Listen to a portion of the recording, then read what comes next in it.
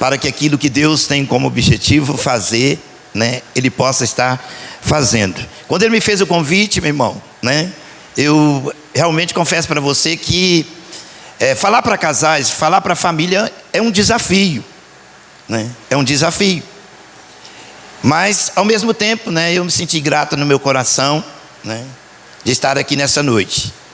E sei que nós vivemos em um tempo que a família, os casais têm sido muito atacados, têm sido muito, né, perseguidos pelos acontecimentos do tempo presente. Mas ao mesmo tempo a gente fica feliz porque todas as igrejas têm se despertado para esse fim, para esse princípio, que é voltar, né, a observar os planos, os propósitos de Deus. Porque eu sempre costumo dizer que não há uma igreja bem-sucedida, não há uma igreja abençoada, se as famílias, se os casais não estiverem bem, não estiverem abençoados.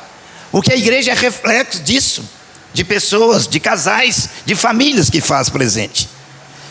Também não há como uma nação, uma cidade, uma sociedade estar bem, se as famílias também não estiverem bem.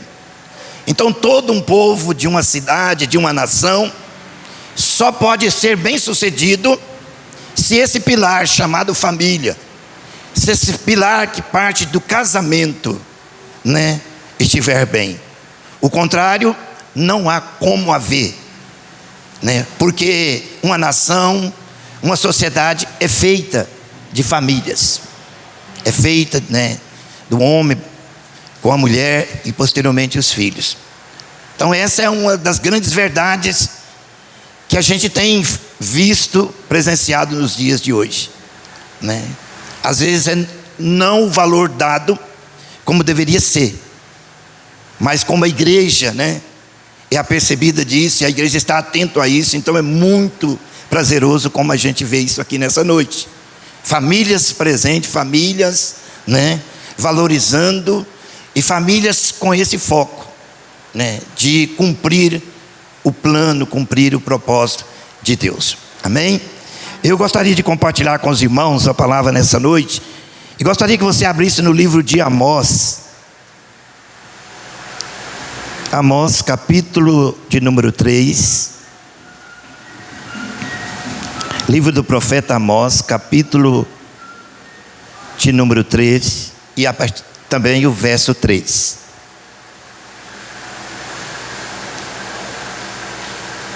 Amós capítulo 3, verso 3. Todos encontraram? Assim está escrito: porventura andarão dois juntos, se não houver entre eles acordo? E há uma tradução que diz assim: andarão dois juntos, se não houver entre eles acordo? E a resposta para essa pergunta é não. Não há como andar duas pessoas juntos se não haver entre elas um acordo, uma concordância. E nós sabemos que partindo desse princípio, né, o casamento, ele é, né, um acordo que se faz entre duas pessoas, um homem para com a mulher. Os dois se conhecem, passa por todo o princípio, né, de conhecimento, mas o que leva eles a casar, o que leva eles a chegar, né, a conclusão de se casar, de se unir, é porque a partir do momento que convive, a partir do momento que, né, os dois vão se conhecendo, eles vão o quê? Se entendendo, eles vão dialogando e vão concordando as ideias, vão formando as ideias, e aquelas ideias vão, né, entrando em acordo, até que chega um momento em que os dois decidem, entre acordo, e decidem casar, decidem se unir, tornar, né, o que diz o princípio da palavra de Deus, uma só carne. Então por isso que é importantíssimo, na caminhada a dois, a gente está sempre refletindo nisso, para que nós possamos cumprir esse acordo, que nós possamos cumprir esse projeto, porque eu costumo sempre dizer que o casamento, ele é um projeto de Deus, que é dado ao homem, que é dado à mulher, e que os dois, então, entendendo o plano de Deus, entram nesse acordo, nessa concordância e torna, então, constitui, então, uma família, um casal. Então, por isso, a concordância, ela é fundamental na caminhada. E como eu disse que o casamento, ele é um projeto, nós sabemos que todo projeto, ele tem um início, ele tem meio e ele tem fim, né? Então o casamento, ele é constituído para isso. Ele começa, né? E ele caminha, e ele vai até um fim. Um dia ele vai findar, né? Mas ele vai findar dentro do propósito, dentro daquilo pelo qual ele foi estabelecido, né? Então por isso a concordância é o fator fundamental para que a vida, a dois, tenha sucesso, tenha êxito. Eu e a pastora Diva, nós temos 41 anos de casados. Casamos novo. No pensar de hoje as pessoas falam, casou sem experiência. Eu casei, eu tinha 19 anos e ela completou 16 anos. Porque naquela época, foi em 82, naquela época a lei ainda não permitia que alguém menos de 16 anos poderiam casar. Ela não tinha ainda 16, então a gente ficou esperando até ela completar os 16 anos para a gente casar. Então a gente casou faz-se 41 anos. Experiências que são várias, mas se eu fosse dizer para você, se você perguntasse para mim, como que vocês superou, como que vocês chegou, como que vocês atravessou todo esse período, enfrentou, porque a gente sabe que casamento, que a vida dois, ela tem as adversidades, ela tem os obstáculos, mas tudo na vida tem obstáculo, não há nada que não há. Então se você perguntar, eu vou responder para você o que a pergunta está dizendo aqui, porque sempre houve acordo, sempre houve um diálogo, sempre houve concordância entre tudo aquilo que nós enfrentamos até o presente momento. Então eu posso dizer para você que o que nos trouxe até o tempo de hoje, nesses 41 anos, foi todas as vezes que nós precisamos decidir algum assunto, enfrentar alguma diversidade entre si, nós decidimos por sentar, conversar e buscar na orientação da palavra de Deus, o acordo, a concordância naquilo pelo qual, nós o propomos um dia. Porque, tendo entendimento ou não, quando as pessoas decidem casar, eles fazem um juramento. As pessoas fazem um juramento. Você vai lá perante as autoridades no casamento civil, faz um juramento ali perante a lei. Você vai à casa de Deus, você vai ali perante um sacerdote, quem é que seja. No caso, eu não era cristão ainda, não era crente, mas eu casei, na religião que eu acreditava, que eu cria na época. Então foi um sacerdote que abençoou, que ministrou. Mas independente do entendimento espiritual como eu tenho hoje ou não, eu sabia, tinha dentro do meu coração convicção que o casamento, que a vida dois, que a instituição, ela é provida de Deus. Então quando nós decidimos, entramos em acordo que nós iríamos casar, então a gente fez isso. A gente foi ali, então a gente fez. E se, para quem aqui que é casado, que já fez, diz aqui que tem alguns que estão se preparando, estão se organizando para esse princípio, você que casou, lembra disso, você foi lá e fez um juramento. E olha que o juramento ele é bastante forte, é uma confissão, é uma declaração bastante forte, Mas o que? Quando nós caminhamos por esse princípio de sempre entender que foi um acordo, entramos em concordância para acontecer aquilo, então não vai ser difícil de dialogarmos e chegarmos ao acordo, Então a vida de um casal é o único jogo que não pode dar, meu irmão, 1-0, 2-1, A vida dois, a vida de um casal é um jogo que tem sempre que terminar empatado. Guarde isso. tem que sempre terminar empatado. 0-0, 1-1, 2-2 e assim por diante. Mas ele nunca pode terminar, né, com alguém como vencedor. Entendeu bem? Então, por isso que é importante a concordância. Por isso que é importante, diante de qualquer indiferença, né, sentar e dialogar o assunto, né, debater a questão, mas sempre com esse entendimento. Temos que chegar a um acordo.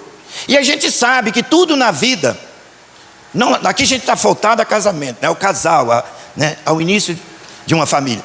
Mas tudo na vida, você pode ver que não anda se não haver acordo. Nos negócios, se não haver, quando alguém vai negociar, se não entrar em concordância, faz negócio? Não faz. Então os dois vão fazer um negócio.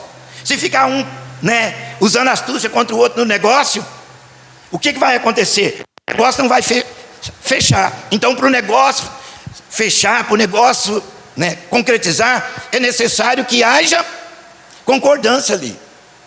Então, se você olhar tudo na vida, a gente está dentro desse princípio, o princípio da concordância, né? Mas trazendo isso para o lado, né, nosso, que é a igreja, que é o lado de Deus, né? Então, nós precisamos entender uma coisa, e eu quero falar dela rapidamente aqui nessa noite, deixando para você. Deus pôs isso no meu coração, eu tinha mais ou menos uns 10 anos de casado. Deus estava orando um dia pela minha família, e Deus me falou sobre esse princípio. Deus me fez entender que o casamento, né, ele é um projeto espiritual. O casamento, ele é um projeto espiritual. Ele é, em segundo lugar, um projeto legal, respaldado por lei. E em terceiro, ele é, né, social. O casamento, ele é um projeto social, porque ele é feito em sociedade, ele é feito de famílias. Então nós precisamos entender esses 3 princípios. E aí Deus me falou que muitos casamentos se desfazem. Muitos casamentos se desfazem. E se você olhar nas estatísticas, dizem que os casamentos, né, que se iniciam, a maioria deles não passa de 5, 10 anos. Eles se dissolvem. Mas é porque a maioria casa sem entender esses princípios. E é sobre ele que eu quero compartilhar com você na palavra de Deus nessa noite. Porque entendendo isso, nosso casamento vai tornar, né, na nossa vida o benefício do que já foi dito aqui na abertura, através dos cantos que nós cantamos. Então nós vamos poder cumprir, né, quando nós entendemos que o casamento, primeiramente, ele é espiritual, né? E eu quero compartilhar isso com você na palavra de Deus, no livro de Gênesis, lá no livro do começo, capítulo 2 de Gênesis. Até o irmão que fez a abertura aqui, ele fez um certo ressalvo sobre isso. Então, leia comigo em Gênesis, você que trouxe a Bíblia, está acompanhando, que você vai ver que o casamento, ele primeiramente, ele tem como princípio isso, ele é um projeto espiritual. Aí no capítulo 2, no verso 18, diz assim: disse mais o Senhor Deus: não é bom que o homem esteja só. Quem que diz aqui? Deus. E o que Deus é? Deus é Espírito. Então logo eu entendo que o casamento, ele é primeiramente espiritual, porque Deus é. E quem está dizendo aqui que não é bom que o homem fica só? É Deus. Então parte desse princípio. Então quem decidiu que não é bom o homem ficar só não foi o próprio homem, foi o próprio Deus. Ele tinha criado todas as coisas, criou o homem, colocou para cuidar de tudo. Enquanto o homem está ali cuidando de tudo e dando nome a todas as coisas que Deus lhe tinha incumbido, essa missão foi Deus que olhou e foi Deus que decidiu. que ele não ia ficar só.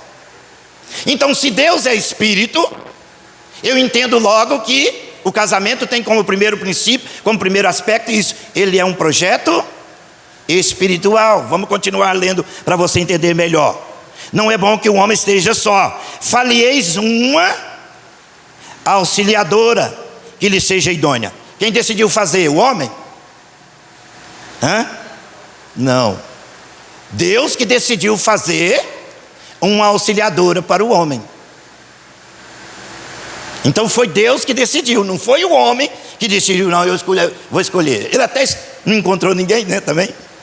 Mas para a gente entender isso, então Deus é que decidiu que ele ia fazer. E o que ele disse que ia fazer? O que Deus disse que ia fazer? Uma auxiliadora. E qual seria o perfil dela? Vamos aí, casais, né? Então o perfil dessa auxiliadora é que ela seria idônea. Mulheres, olha como vocês foram feitas.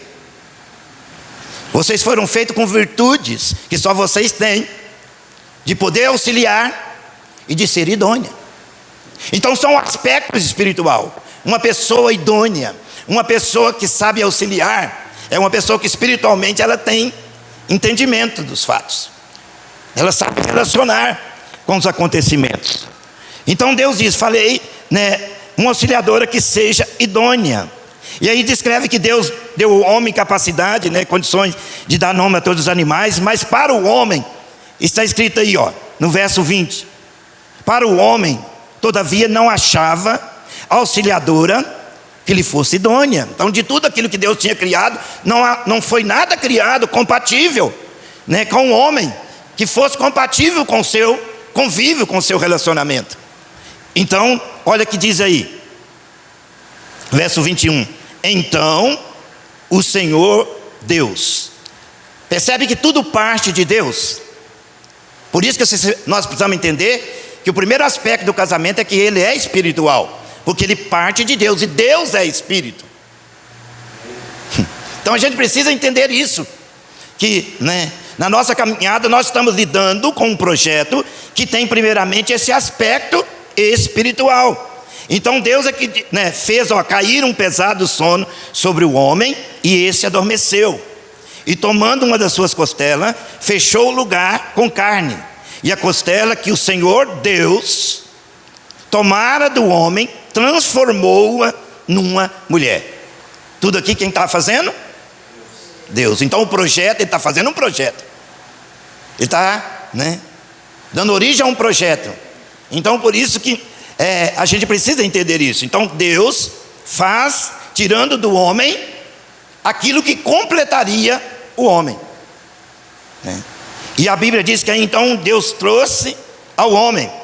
E quando Deus trouxe ao homem, o verso 23 diz, então disse o homem. E agora entra, né, a ação do homem.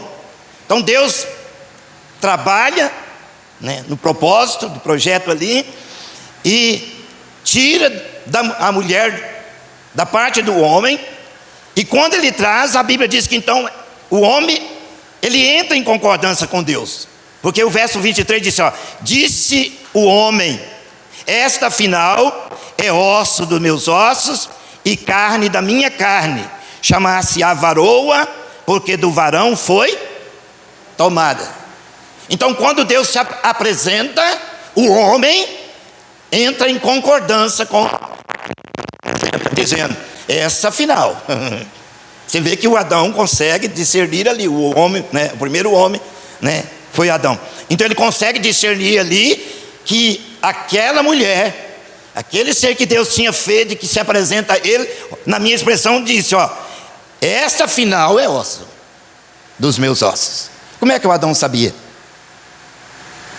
Diz que Deus fez cair um pesado sono sobre ele, e ele adormeceu, e Deus tirou a costela e fechou o lugar. Como é que agora, quando Deus traz a mulher à presença dele, ele já tem essa convicção, ele já tem esse discernimento, ele consegue entrar em concordância com Deus, dizendo, essa afinal é osso dos meus ossos e carne da minha carne, chamar-se a varoa, porque do varão foi tomado. discernimento espiritual. Porque Adão, irmão, ele foi criado um ser espiritual. E depois Deus formou o corpo e soprou nele o fôlego de vida. Então você é um ser espiritual que tem um corpo físico que habita. Mas o que rege na sua vida, o que governa a sua vida, é o seu ser espiritual. O Espírito de Deus que está em você é que dá todas as coordenadas. Então Adão, ele vai, e quando ele coloca os olhos, ele entra em concordância com o que Deus tinha proposto, com o que Deus trouxe a ele. Por isso está dizendo: andarão dois juntos, se não houver entre eles acordo. Então, quando Deus trouxe ali a mulher, Adão tinha todo o direito e a liberdade de dizer: aceito ou não aceito, quero, como osso dos meus ossos, como carne da minha carne, ou eu não quero. Livre-arbítrio. Mas ele o aceitou, ele fez uma confissão. E quando ele fez essa confissão, então o verso 24 vem e confirma, vem como uma aliança firmada de Deus para com a confissão do homem, dizendo: então Deus também concorda com Adão. Por isso diz aí, por isso deixa o homem, pai e mãe, e se une à sua mulher, tornando os dois uma só carne. É que às vezes no desenvolvimento da cultura, irmão, na evolução dos povos, foi pondo fantasias, foi criando fantasias de filmes, de contos de fadas, de livros de poesia, com respeito ao casamento. Começou nos filmes, colocaram os príncipes encantados e aquela coisa toda. E as pessoas começaram a pensar que o casamento ele é uma fantasia, que ele é construído de imaginações, de palavras apenas.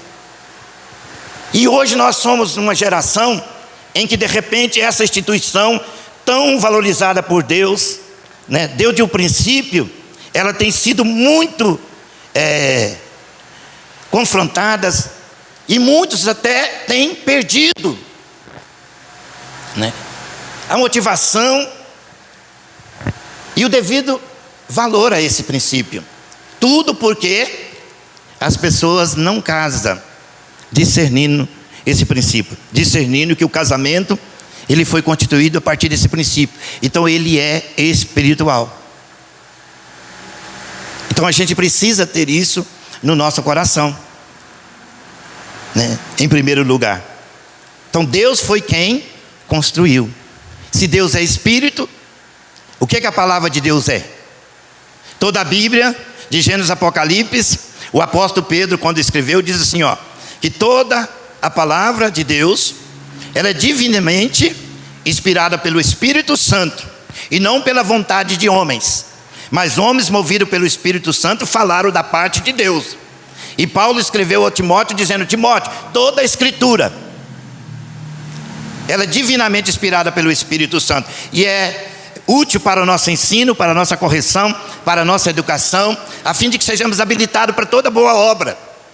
Então, se a palavra de Deus, de Gênesis a Apocalipse, ela é toda inspirada pelo Espírito de Deus, então a gente entende logo que ela procede de Deus, porque Deus é Espírito. Então, eu preciso aprender a lidar com as coisas espirituais.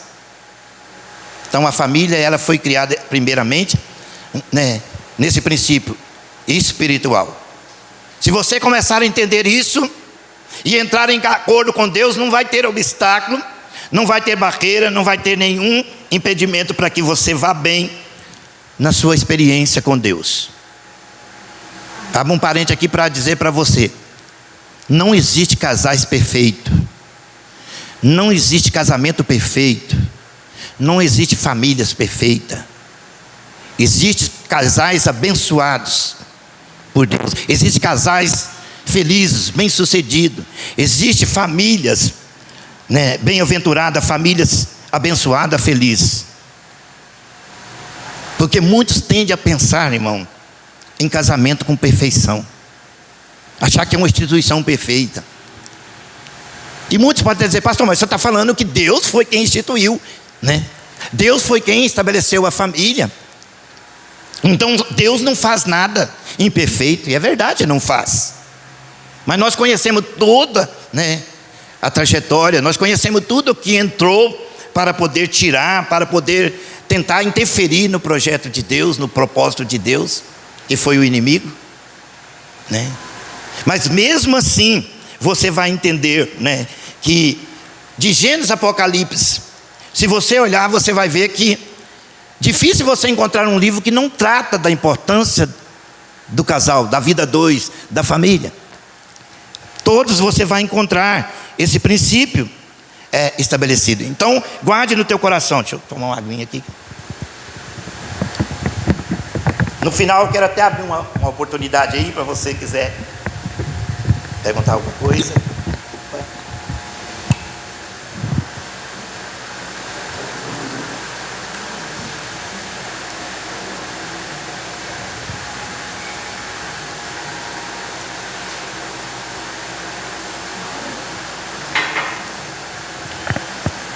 Então você tem que ter no seu coração esse discernimento.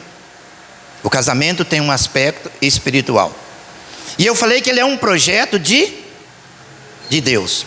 Irmãos, um projeto, né, ele é feito pelo projetista e ele é dado a outra pessoa para executar, não é? Nem sempre os que fazem o projeto executam, às vezes ele até acompanha. Mas todo projeto, o projetista faz e passa para aqueles que vão executar. Então, no sentido da vida a dois, o projeto Deus fez. E então Ele deu ao homem, Ele deu à mulher, né, a missão de executar o projeto. E aí, né, aqui tem os irmãos aqui, o Júlio que é projetista, sei que tem muita gente que mexe com essa área.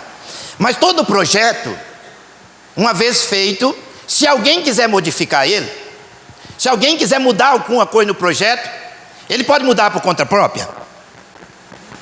Não pode.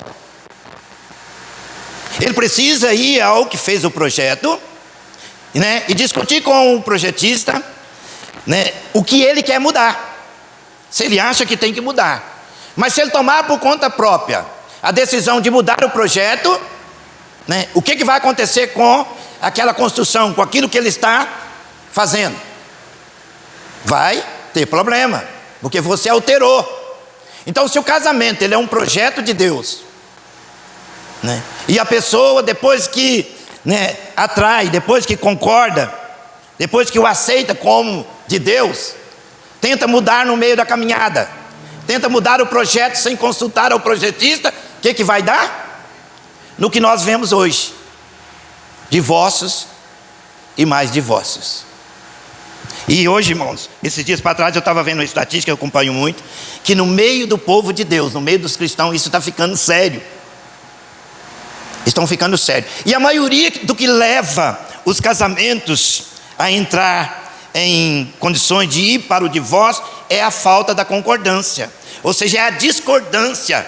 E muitos falam assim: quando a gente casou, né, a gente dava certo, a gente concordava em tudo, mas depois que a gente, né, casou, né, foi havendo, não dá mais para concordar. Aí tem pessoas que usam a expressão assim: nós, né, a incompatibilidade de gênio entre nós, nosso temperamento é diferente, né? Então as pessoas começam a colocar muitos argumentos.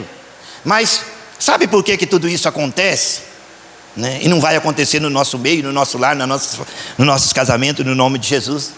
Porque nós estamos buscando orientação. Essa igreja está proposta nessa noite com esse objetivo, de que nós aprendamos com Deus. Porque não tem como você mudar um projeto se você não recorrer ao que fez o projeto. Então Deus fez esse projeto para o homem. Por isso, irmãos, que o casamento, ele atravessou gerações, ele é primitivo. O casamento mesmo, com todas as situações que a gente percebe, mas nas gerações, nos povos, nas línguas de tribos espalhadas por toda a terra, irmão, as pessoas casam. Se você observar, você vai ver isso. Em todos os tipos de línguas, povos, há casamentos, de conformidade com as suas culturas e tal, né? De conformidade com as leis. Mas em toda a terra, homens e mulheres casam. Mulheres e homens casam pelo princípio de viver a vida a dois, de construir lar, de construir família. Então é um projeto, é uma instituição que Deus estabeleceu e que é duradoura. E por que ainda não conseguiu dissolver? Por que ainda mesmo os homens, ficando com o coração duro, endurecido, criam leis, formam lei e tenta, destruir eles? Mas há homens, há mulheres que não abrem mão. Há homens e mulheres que continuam preservando, cultivando. Hoje foi dito que casaram aqui, um casal. Às vezes hoje quando fala de casamento, as pessoas falam: que isso? Tá aí doido. Tá aí louco? Não, não tá louco não. Parabéns para vocês que entenderam que esse é um propósito, que esse é um princípio, que esse é uma ordem de Deus. Então o primeiro aspecto é esse. O segundo aspecto que a gente precisa entender para que o casamento possa, meu irmão, ser duradouro e cumprir os seus desígnios, é que ele é legal. O casamento, ele é uma instituição legal.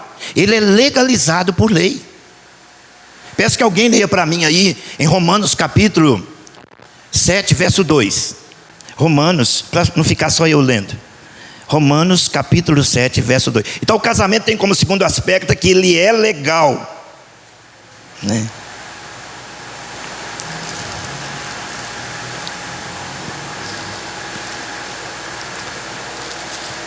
Romanos capítulo 7, verso 2.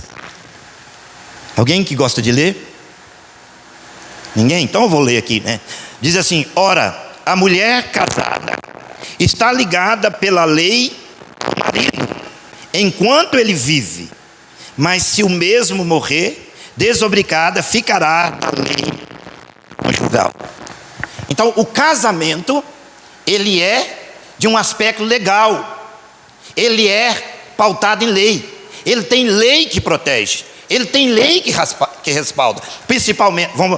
Principalmente, vamos falar de nós, da nossa cultura chamada Brasil, Nós sabemos que o único meio pelo qual reconhece um casamento legal, correto, é quando um casal vai ao cartório e lá perante as leis da Constituição do nosso país, que embasa o Estatuto do Código Civil, e perante o juiz.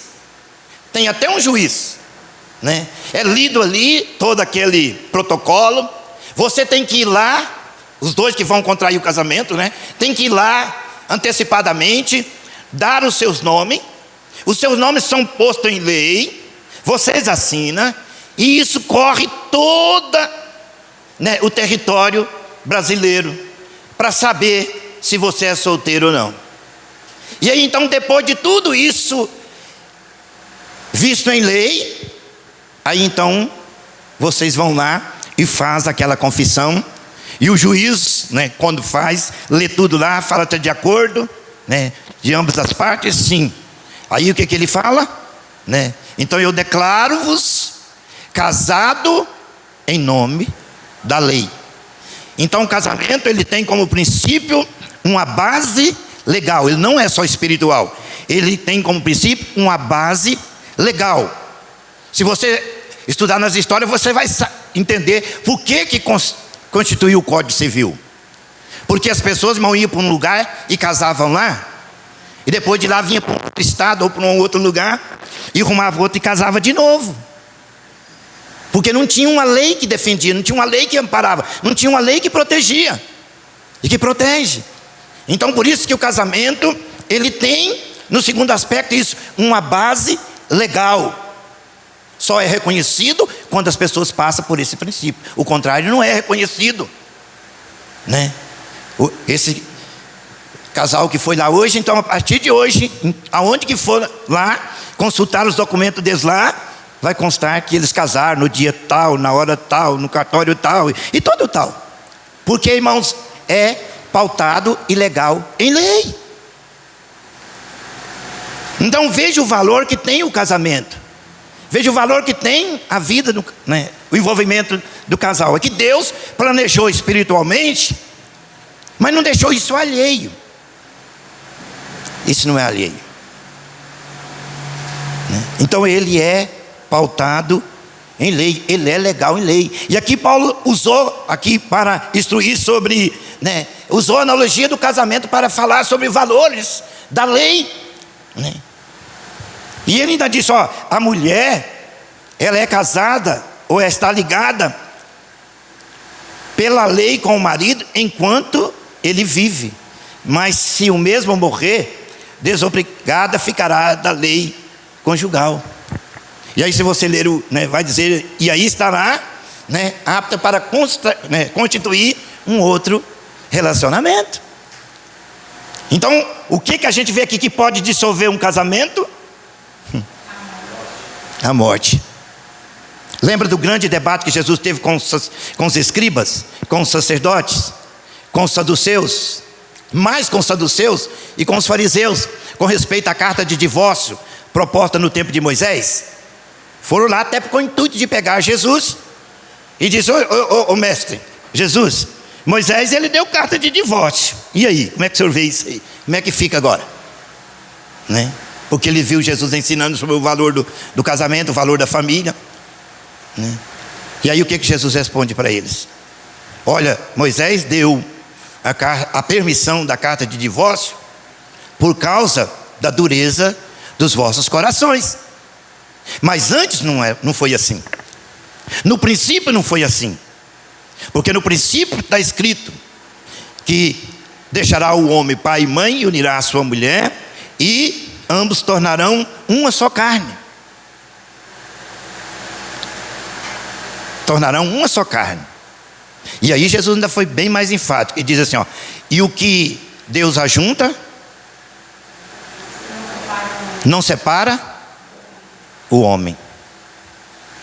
Então o divórcio, Jesus disse que foi permitido por causa da dureza do coração, tanto faz do homem quanto da mulher. Então por que há o divórcio? Porque o casal não entra em concordância, não entra em acordo e parte então para desfazer, na discordância, destituir aquilo. Mas só que o princípio bíblico está dizendo que ele é legal e lei. Por isso que toda pessoa que desfaz um casamento, ainda que ele use da lei dos homens, que é o divórcio, mas vai ficar lá no cartório registrado que um dia ele casou, vai estar todos os dados dele lá. Até já tem uma lei aí, tem alguém recorrendo, os advogados recorrendo atrás, porque muitas pessoas que acabam com o casamento não quer ficar carregando isso, carregando ali no histórico dele que ele já teve um casamento e que na lei faz isso, Inclusive eles já estão tentando brigar para ver se lá em Brasília faz uma lei para absolver. Uma vez que foi desfeito ali, já não fique mais. A pessoa recebe uma certidão livre de carregar aquilo ali, mas o contrário carrega. Você pode ir lá, e consultar o juiz, os advogados, que você vai entender isso que eu estou falando.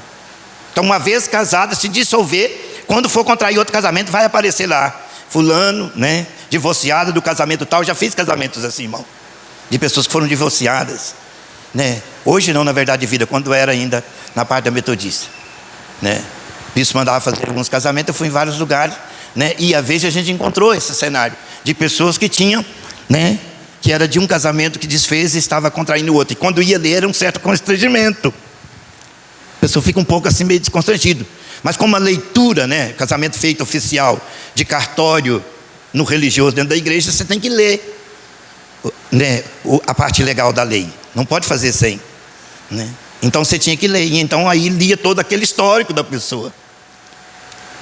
E por que eu estou te falando isso aqui nessa noite? Porque está dizendo aqui que o casamento ele tem um respaldo legal, ele é pautado em lei. Por isso que a lei cumpre assim. Por isso que a lei rege assim.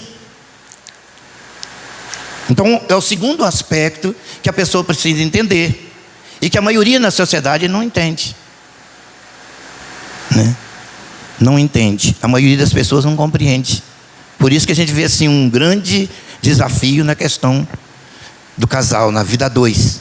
Mas a igreja aprende como lidar com isso, Como igreja nós aprendemos, como igreja, como pastores, a gente aprende.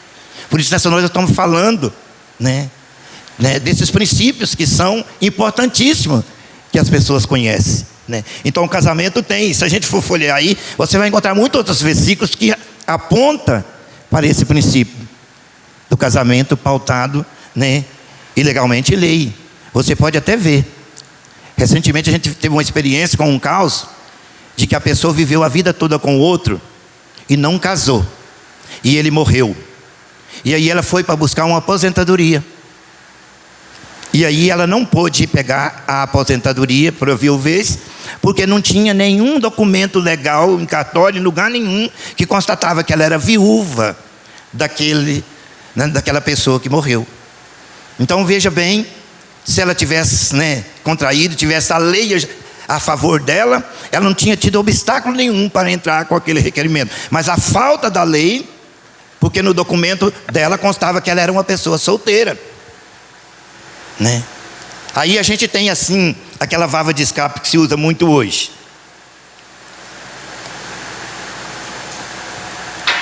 Ah, pastor, mas casado com fé, amigado com fé, casado é. Mas quando eu ouvi isso pela primeira vez, eu fui ler a Bíblia de Gênesis e Apocalipse. E eu já li a Bíblia, eu leio ela todo ano, capítulo por capítulo, versículo por versículo, Agora vai fazer já 17 anos que eu termino a Bíblia em dezembro e começo em janeiro e leio ela toda, repetidamente, capítulo por capítulo, versículo por versículo. Vai inteirar agora o ano que vem para 17 anos que eu faço isso, e eu nunca achei esse versículo na palavra de Deus que respalda que amigado com fé casado é. E eu não posso, como alguém que creio na palavra de Deus, como alguém que anuncio, que é alguém que tem a palavra de Deus como fonte, regra de convicção espiritual, eu não tenho como ir contra princípios de Deus, irmão. A gente não tem como ir contra princípios, valores dos homens, princípios dos homens pode ser violado, mas o de Deus não. Então por isso que eu estou falando nessa noite para você desse aspecto. O casamento ele é espiritual, porque Deus quem instituiu, Se você fizer prática disso. E segundo, ele tem princípio de lei, E para finalizar, o casamento ele é também o quê? O terceiro princípio, que é muito importante, e um dos fatores que hoje destrói muitos relacionamentos de vida a dois, é a questão que o casamento, meu irmão, ele é um projeto social. Ele é feito em sociedade, ele é feito entre pessoas. Por isso você encontra no livro, só para respaldar, para a gente não ficar sem princípio bíblico, Porque eu falar aqui para você e não te dar uma base bíblica, você fala, o pastor falou lá, mas eu não, Então eu estou dando os versículos bíblicos, porque se você tiver que fazer qualquer discórdia, porque nós estamos falando de andar dois juntos, Então se você tiver que opinar para alguma discórdia, não vai ser com o pastor, porque o texto bíblico está diante dos seus olhos. Você está lendo na palavra de Deus. Nós estamos lendo. Nós lemos lá que Deus é que diz que não é bom o homem ficar só. É Ele que decidiu fazer a união da família, Nós vimos aqui em Romanos, Paulo afirmando que o casamento tem uma base legal. Ele é princípio com lei. E aqui no capítulo 2 do livro, no Evangelho de João, vai mostrar que o casamento é social. Está escrito assim, capítulo 2, verso 1. 3 dias depois, houve um casamento em Caná da Galileia. E achando-se ali a mãe de Jesus, Jesus também foi convidado com os seus discípulos para aquele casamento. Então o casamento, ele é um projeto social, ele é feito em sociedade. Ninguém casa escondido. Ninguém casa sem não querer fazer uma festa. Ninguém casa sem não estar envolvido em sociedade. Por isso, que aqui está mostrando, Jesus estava aqui numa forma como homem, e como naquele costume as pessoas casavam, então houve um casamento ali em Caná da Galileia. Jesus foi convidado para aquele casamento. Então Jesus, numa forma como homem, ele teve um convite especial para ir num casamento, E eu sempre, quando eu leio esse texto, falo, e feliz foi esse casal, feliz foi esses dois jovens, duas pessoas que estavam casando, ter convidado Jesus. Porque imagine se Jesus não está ali. Tinha ficado uma frustração, tinha ficado algo marcado que ia ser sequela para o resto da vida deles e para os convidados. Porque todo mundo que olhasse para ele depois de ir falar, ele fez as festas, ele não deu conta de recepcionar todo mundo. Para eles mesmos, imagina você fazer uma festa e no meio da festa você não poder atender seus convidados. Por mais que os seus convidados venham entender a razão de tudo, meu irmão, mas para quem convida, o pastor Júlio, fica um sentimento e tal. Então esse casamento aqui, ele tinha tudo para ter um começo e deixar uma marca desagradável. Mas o que eu vejo aqui, né, é que Jesus estava presente. Eles convidaram Jesus. Então por que o casamento é social? Porque ele é feito aqui em sociedade, né? O casamento é onde, né, o homem, como está escrito lá, deixa, né, o seu pai, a sua mãe, né, e se une à sua mulher, para os dois tornar uma só carne. Então ele desloca. Quando a gente fala social, porque é feito em sociedade, então se une uma família com a outra. A Diva era de família diferente da minha, criada num regime totalmente diferente do meu, vivia em lugares diferentes. De repente um dia nós conhecemos, um dia nós nos encontramos, né? E aí nós conhecemos um ao outro, e então Deus testificou que era, né, propósito dele nas nossas vidas. Então ela deixou o convívio da família dela, né? Eu deixei o convívio da minha, para nós casarmos, para nós constituirmos, né, um casal e formar então a nossa família. Como eu falei que esse é um dos, né, nos projetos mais difíceis, desafiadores, porque tem casamentos hoje, lares hoje, né, que estão tendo conflito por causa do convívio social, por causa do convívio de família.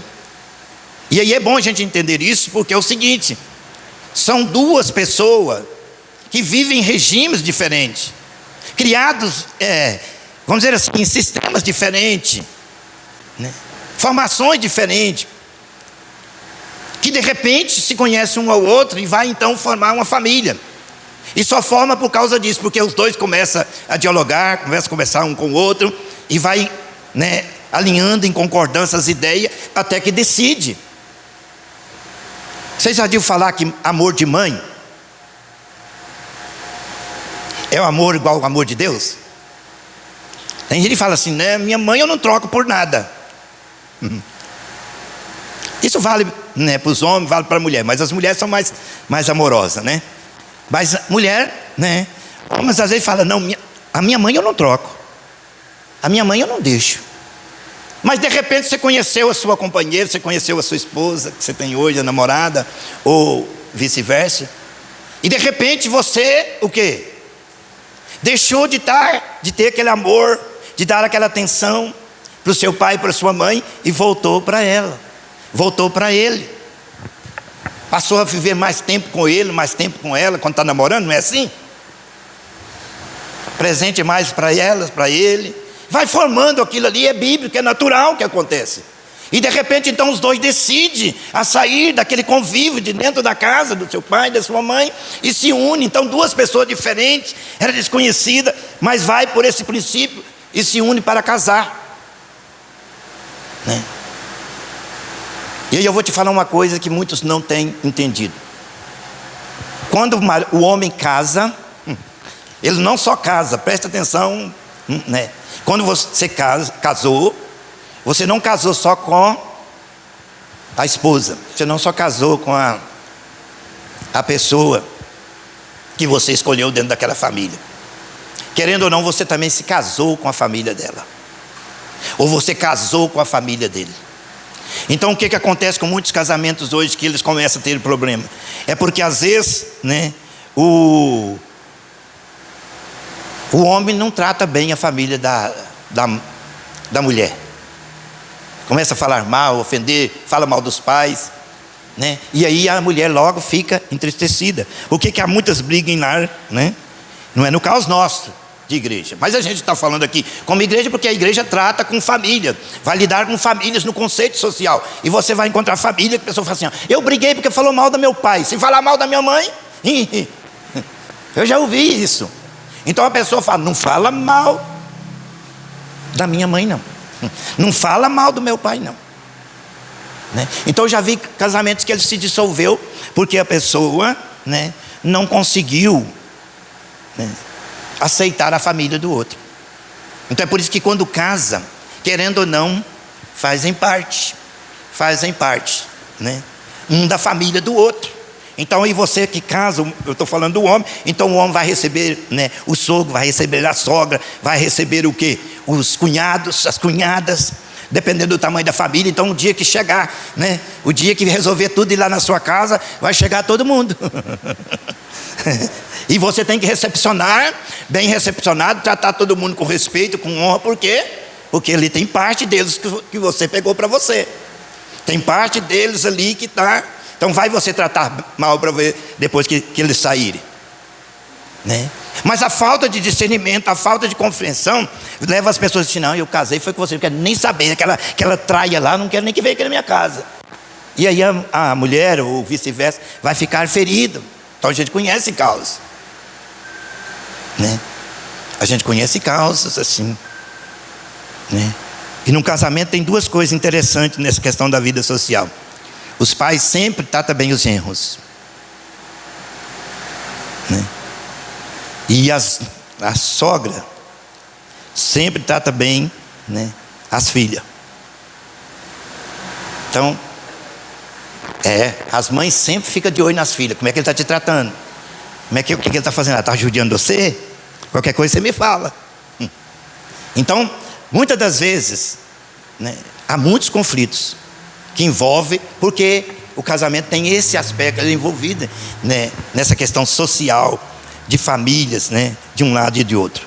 Então a gente entendendo esse princípio de saber que nós recebemos parte, querendo ou não, a gente recebe parte um do outro. Então, quando, né, eu casei, eu recebi a família da Diva junto comigo, né, e ela recebeu a minha família. Hoje ela dá muito bem, mais com a minha família do que eu com a família dela. No sentido assim, não que a gente não tem nenhuma indiferença, nada um contra o outro. Mas a minha família, nas questões espiritual, corre sempre para ela. O telefone toca toda hora, é para ela. Estou ligando para você, que não dá para ligar para o pastor, não dá para ligar para o Oswaldo, não. Ele é durão, ele vai direto, ele, né? Você fala assim, fala lá. Porque eu sempre coloco a palavra de Deus, irmão. Porque sem a palavra de Deus, a Bíblia diz: se o Senhor não edificar a casa, em vão, então trabalha aqueles que edificam. Então esses princípios são importantíssimos nós valorizarmos. Então ame a família daquela que Deus, né? Vi um grande pregador que prega sempre para a família. Alguém que já deve ter ouvido a palestra dele, o pastor Josué Gonçalves. Ele usa uma frase num aconselhamento que ele dá, que ele diz assim, que o marido que fala mal da sogra, ele está cuspindo no útero daquela que te deu a sua esposa, né? Ele é bem radical nesse sentido. Então ele diz: falar mal dos pais um do outro é você estar desprezando a própria pessoa pela qual Deus permitiu que saísse daquela família, que saísse daquele convívio, para ser a sua metade, para ser a sua parte, né? E como a Bíblia diz que no resumo de tudo isso se torna uma só carne, né? Quem quer maltratar a sua carne? Quem quer ofender a sua carne? A carne é nosso ego, é nosso centro de razão, né? Quem quer se ofender a si próprio? Ninguém, né? Eu gosto de usar uma frase, às vezes alguns discordem comigo.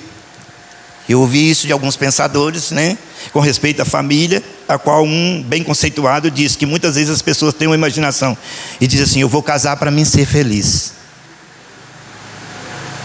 Mas ele era um moço experiente com Deus e ele disse que o casamento não é feito com esse propósito de você casar pensando em ser feliz. Mas quando você decide casar, você tem que decidir, né, com esse pensamento: vou casar para fazer o outro feliz.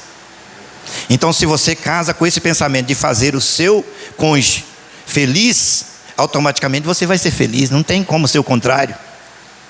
Então, quando eu casei com a Diva, eu casei para fazer a Diva feliz, né?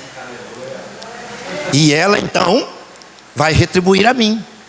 Por isso eu sou feliz por ter ela como a minha auxiliadora, como a minha própria carne, para ter atravessado esses 41 anos.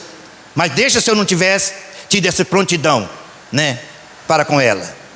Se eu tivesse entristecido, magoado, frustrado ela, talvez eu poderia estar no relacionamento, mas uma pessoa frustrada, uma pessoa decepcionada. Esse dia ela estava aconselhando uma irmã dela, ela falou assim: olha, você pode falar assim.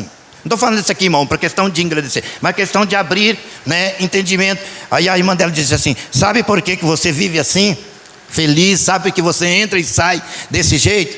Porque você tem um homem, você tem um esposo que cuida de você. Você tem um esposo que te guia, que te conduz, que te levam, né? Com essa segurança, com essa convicção. E eu não tenho. Então essa é a diferença, né? Então o que ela percebeu? Né? Isso. Que na vida da irmã dela, ela percebeu que, né, tem alguém que o complementa, tem alguém que se empenha para que ela esteja, né, nessas condições. Então, num lar, né, nós devemos ter isso, essa prontidão de, né, pensar assim. Então, se você pensa no outro feliz, automaticamente ele retribui, irmão. É via de mão dupla. Andarão dois juntos, se não houver entre eles acordo. Então, quando há, né, esse princípio de fazer o outro feliz, você se torna feliz, né? Então, Deus, no propósito de ver o homem feliz, Deus fez feliz. E concluindo, irmão, né, partindo disso, né, se a gente olhar para a Bíblia, você vai ver, Deus constituiu a primeira família. E se você olhar, essa primeira família na Bíblia, ela sofreu algo terrível. Adão e Eva foi a primeira família que Deus constituiu no princípio de casal. Aí você pode ver que a queda entrou na vida dos dois. Está escrito na Bíblia, só para você poder lembrar. Então Adão e Eva sofreu aquela consequência. Deus veio e corrigiu um e o outro. Houve aquele desacordo ali entre, né, a questão, não, foi essa mulher que você me deu e qualquer coisa e tal. Mas o resumo de tudo é que quando Deus pôs o homem na terra, Adão e Eva foi habitar na terra e trabalhar na terra e viver na terra, né? Você não encontra em lugar nenhum da Bíblia e nem nenhum histórico de acontecimentos de princípio, Deus do início da criação, onde dizendo assim, ó, o Adão e Eva divorciou. O Adão e Eva, depois da queda, depois daquilo que aconteceu lá, eles não ficou a vida a dois mais não. Eles largou. Você não encontra isso na Bíblia, mas você vai encontrar na Bíblia que os dois enfrentou o problema junto. Começou a lavrar na terra, e você vai ver no capítulo 4 dizendo assim, ó, e coabitou Adão com Eva e teve filho. E a Eva ainda diz assim, ó, achei uma graça do Senhor. Aí teve Abel, né, e teve Caim. Aí você conhece a história. Depois, um pouquinho lá mais na frente, os dois estão adultos, já decidem ir na casa de Deus levar uma oferta e tal. Houve um problema lá, né? Aí você vai ver que aconteceu, que o Caim resolveu matar o Abel. Olha que episódio estranho ali numa família. Por isso que eu falei que não há famílias perfeitas, né? Mas há famílias abençoadas. Então aconteceu isso. O Caim matou o Abel, né? Aí era para Adão ter chegado e falar, ó, você não cuidou dele direito, era para ter brigado. Mas você não encontra dizendo assim, olha, por causa disso, Eva, nós vamos divorciar. Por causa desse problema na nossa casa, nós vamos largar. Não, você não encontra em lugar nenhum na Bíblia. Mas você encontra que vai dizer assim, e que Adão e Eva coabitou, e teve filhos, e filhos, e filhos. E termina dizendo que terminou os dias dele. Mas você não encontra dizendo assim, que eles divorciou. Então o que eu aprendo com isso? Que se eles passaram por esses dois episódios, sério desse jeito, foi o pecado que entrou, o mal, e uma morte, uma coisa terrível, que família nenhuma quer presenciar. Mas isso não levou eles a dissolver, a desfazer aquilo que Deus tinha dito lá em Gênesis 2, amém? Então essa é a palavra que eu quero deixar para você nessa noite, né? Do fundo do meu coração. E creio que, né, aqui tem casais abençoados e que vão ser vídeo de testemunho, de exemplo, de pilares para outros. Esses dias eu vi uma celebração de um casal que postou-se na internet, irmãos. 79 anos de casado. 79 anos de casado. Aí o repórter perguntou para ele, qual que é o segredo? Ele não quis falar. Aí perguntou para a mulher, né, qual que era o segredo de viver aqueles 79 anos. Ela usou uma palavra simples assim, que o repórter acontece assustado. Ela diz assim, companheirismo. O que nos levou a trilhar esses 79 juntos foi o companheirismo. Então, meu irmão, o que leva a estrutura, né, com a graça e que alega o coração de Deus é nós fazer isso. E eu louvo muito a Deus pela igreja que propõe, né, tem proposto essa visão. O pastor Júlio tinha me comentado, né? Então, louvado seja Deus. E é isso que temos que fazer, né? Para que assim esse projeto, isso que Deus constituiu, irmãos, não venha ficar no esquecimento. A Bíblia começa falando de família, a Bíblia termina o Novo Testamento fazendo afirmação de família, a Bíblia começa o Novo Testamento falando de família, e a Bíblia termina no livro de Apocalipse relacionando o quê? O encontro de Jesus com a noiva, que na simbologia de um casamento. Paulo usou muito o exemplo da figura de um casamento para ilustrar vida espiritual, vida com Deus. Então, irmãos, é fantástico esse princípio, esse projeto, por isso não podemos abrir mão, amém? Deus abençoe a todos, vamos ficar de pé. Pastor Júlio. Antes de entregar para o pastor Júlio, eu quero orar. Pega na mão do seu parceiro aí, da sua companheira, daquela que Deus escolheu para fazer parte com você.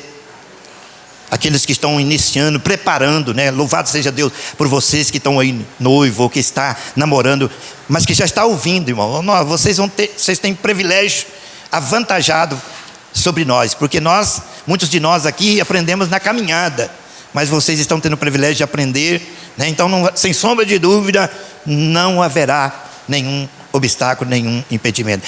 Então vamos orar. Querido Deus e eterno Pai, nessa oportunidade, Senhor, que nós estamos reunidos como casais aqui, Pai, que representamos, ó Pai, um elo do vínculo de família. Eu glorifico a Ti, Senhor, por esse momento especial. Quero, Deus, de já agradecer o Senhor pela oportunidade. Quero, Deus, de já agradecer o Senhor pela atenção, ó Pai, das pessoas aqui, Senhor, presente em me ouvir, Pai, de tudo que eu falei aqui, Senhor, ó Pai, que ao som da minha voz que chegou, ó Pai, aos ouvidos de cada um, eu não quero que seja, ó Pai, as minhas palavras, mas que eu quero que seja a voz do Teu Espírito Santo por meio, ó Pai, da Tua palavra, a ministrar, Senhor, a trazer o entendimento, a trazer a revelação do Teu propósito, porque eu creio, ó Pai, aqui em casais fortes, famílias abençoadas, famílias que marcarão, ó Pai, ó Deus, o Seu tempo, e famílias que influenciarão outras famílias, Senhor, a conhecer os Seus planos, a conhecer o Seu propósito, e a viver, ó Pai, o aspecto, ó Pai, do casamento no sentido espiritual, no sentido legal e no sentido social, ó Pai, tendo sabedoria, tendo revelação que vem do alto, porque, ó Pai, diz que o Senhor é aquele que através do Espírito Santo, ó Pai, revela todas as profundezas do Seu propósito. Por isso eu oro, ó Pai, abençoando, eu oro declarando, ó Pai,